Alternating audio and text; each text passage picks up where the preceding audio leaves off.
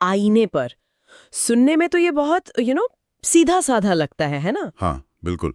लेकिन इस सादगी के पीछे ना एक गहरा मनोवैज्ञानिक पहलू छुपा है, ऐसा वो स्रोत बताता है। कैसे, मतलब क्या कनेक्शन है? कनेक्शन ये है कि हम अक्सर अपनी कीमत दूसरों की नजरों में ढूंढते हैं, उनकी तारीफों में। ये आईने वाला तरीका जो है ना, वो इसी बाहरी निर्भरता को क्या कहते हैं, तोड़ने की एक कोशिश है। अच्छा। रोज आईने में खुद को देखकर ये पढ़ना, आई लव यू, ये एक तरह से अपने अवचेतन मन को, सबकॉन्शियस माइंड को लगातार ये संदेश देना है कि हाँ, मैं ठीक हूं, मैं जैसा भी हूं, मूल्यवान हूं।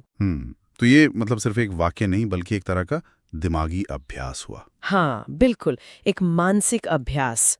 स्क्रिप्ट भी इसी बात पर जोर देती है कि असली पहचान तो वही है जो आईने में दिखती है, बिना किसी फिल्टर के, अपनी कमियों और खूबियों सबके साथ। सही बात है।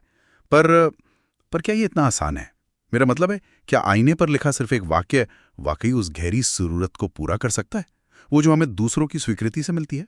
देखिए, ये एक बहुत जरूरी सवाल है और जवाब है कि नहीं, ये कोई जादुई छड़ी नहीं है कि आईने पर लिखा और बस सब बदल गया। हाँ, वही मैं सोच रहा था। स्रोत भी इसे बस एक रिमाइंडर की तरह पेश कर रहा है, एक याद दिलाने वाला टूल।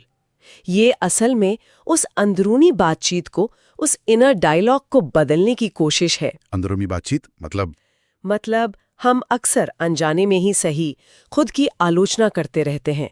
ये ठीक नहीं किया, मैं ऐसा क्यों हूं, वगैरह।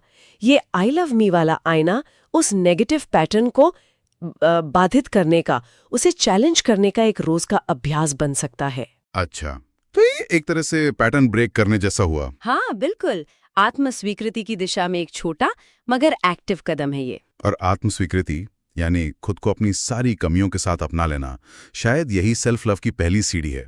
स्क्रिप्ट भी यही कहती है कि दुनिया तारीफ करे या ना करे, खुद को अपनाना जरूरी है। हाँ, मुझे लगता है ये इस बात पर भी रोशनी डालता है कि कैसे हम बाहरी चमक दमक और सोशल मीडिया की वो जो परफेक्ट तस्वीरें होती हैं, उनके चक्कर में अपनी असलियत से कहीं दूर होते जा रहे हैं। बिल्कुल सही कहा आपने।